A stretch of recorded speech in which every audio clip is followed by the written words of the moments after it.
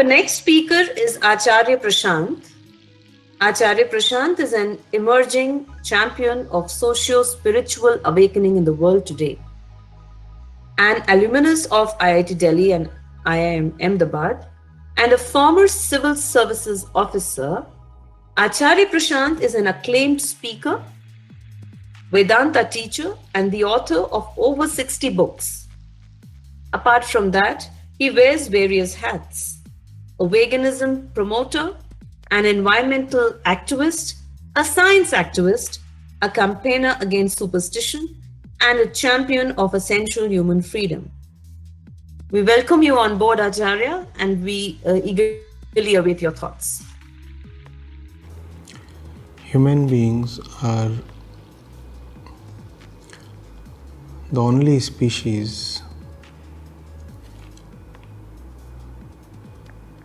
that need to be born twice.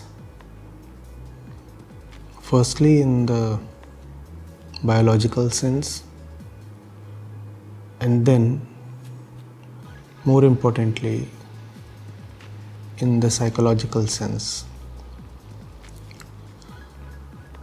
A puppy, a cub, a kitten, they need to take just one birth, their biological birth or their animal birth or their bodily birth. The human baby needs to take two births before it can be rightfully called as a human being. The first birth obviously is from the mother's womb. It is the biological or the animal birth, not very different from the birth of the offspring of any other species. It's the second birth that's far more significant, the psychological birth, the coming into being of the psychic human. The topic given to me is, why do schools matter? Now, this obviously is why they matter.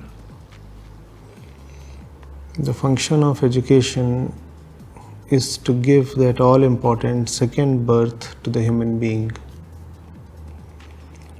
Else, all we have at our hands is just the biological creature,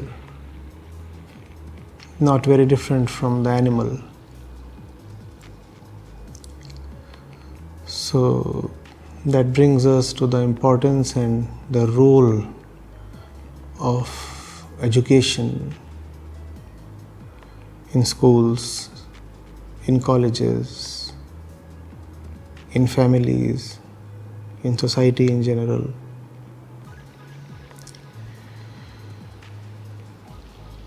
Education has to give shape to the mind of the child. Shape in what sense? Shape in a predetermined, prescripted sense, as the potter gives shape to the pot? No, not in that sense. You see,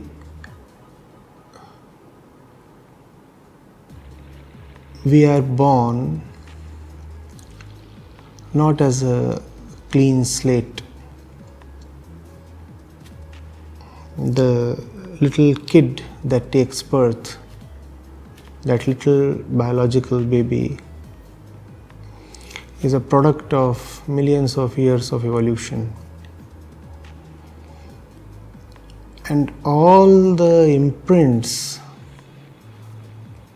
of those millions of years that little baby is carrying in herself,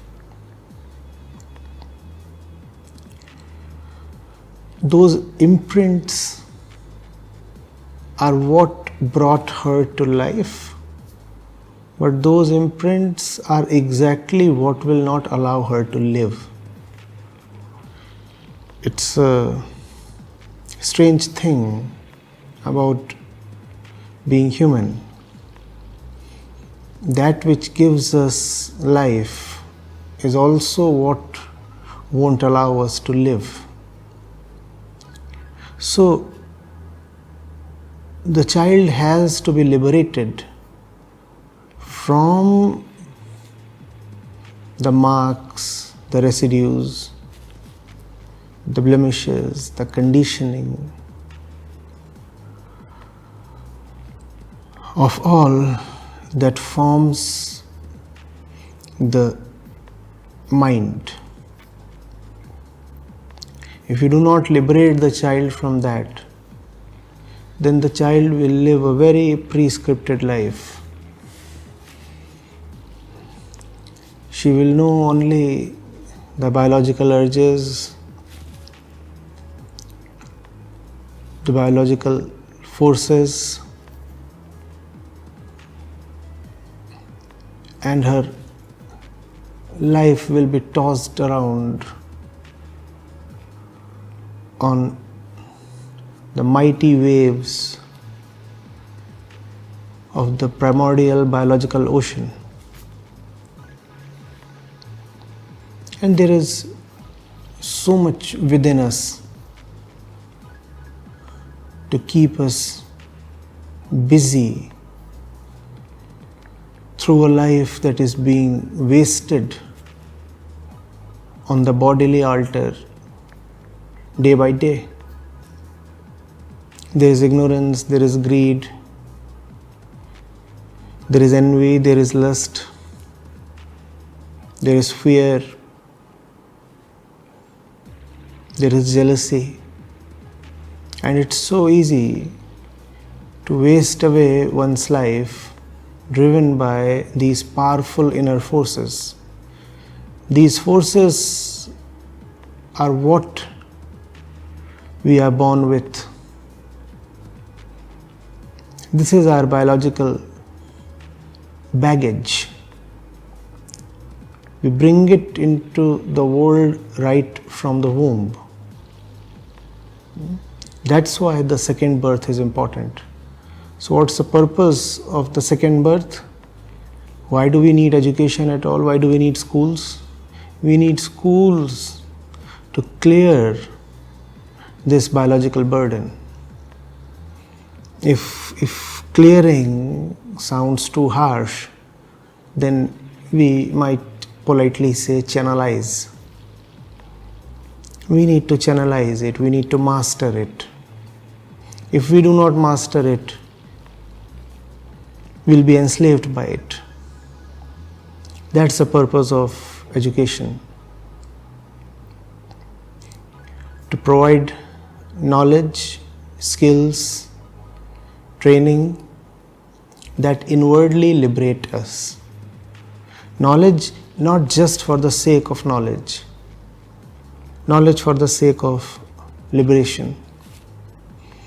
Because it is important to remember that knowledge does not automatically liberate.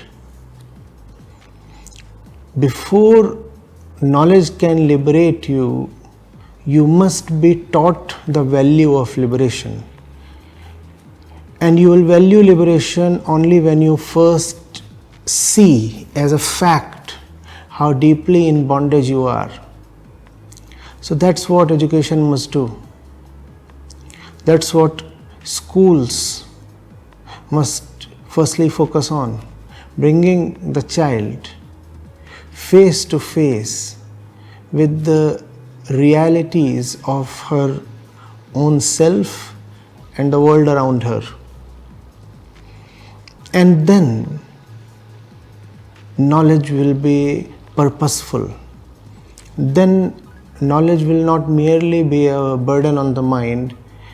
Instead, knowledge will be a liberating factor. So that is what schools must focus on. Just too much energy is spent in our education system on providing knowledge. Providing knowledge to the child or the student without it being clear to the student why he or she needs knowledge in the first place is a recipe for boredom, if not disaster. We have to guard against that. The teacher must know, first thing, why the kid must study the languages or mathematics or science or history. That why is all important. Only when the teacher appreciates that will it go to the child. And when the child knows why she must know the course of history and the development of language and the sciences and the society, will the child take authentically, honestly to the teaching. That is often missing. When we do not know who we are in the biological sense, then our mind remains shaped fundamentally by our biological DNA itself. All the worldly knowledge that we then gain is then used to just decorate that fundamental structure provided by the biology.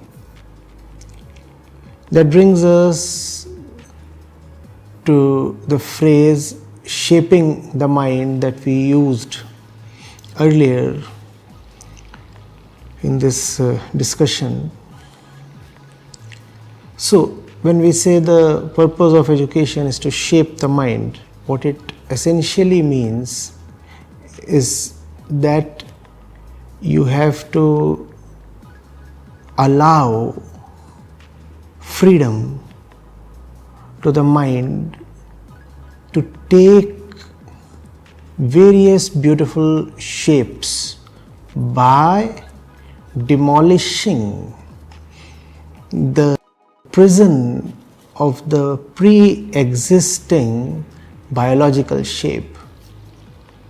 If you do not do that, then all the knowledge gained and the skills acquired and the resources accumulated by the child throughout her life would be used to just decorate the biological prison, which is of no help.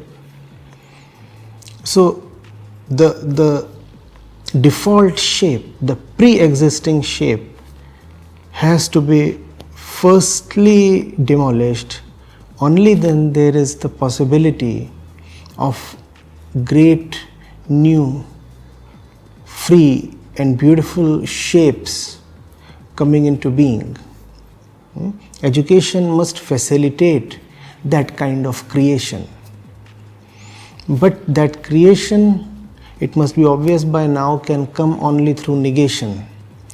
Negation of what is contained in our bodies and threatens to become our destiny if we do not observe it, understand it, and therefore check it. That is the role of education. That is why a cat does not need to go to a school, a dog does not need to go to a school, but the human child definitely requires schooling. A cat would have nothing left incomplete if it does not attend the school. Same for a dog. But the human baby cannot really even be called a human being if he is not schooled properly. So that's a tough one. That's a stringent condition on human existence. Human beings are not born human beings. They have to be educated to become human beings. Schools perform that all important function. They give birth to humanity in the real sense, and I wish and I implore that their role be performed with a great degree of understanding and love. Thank you.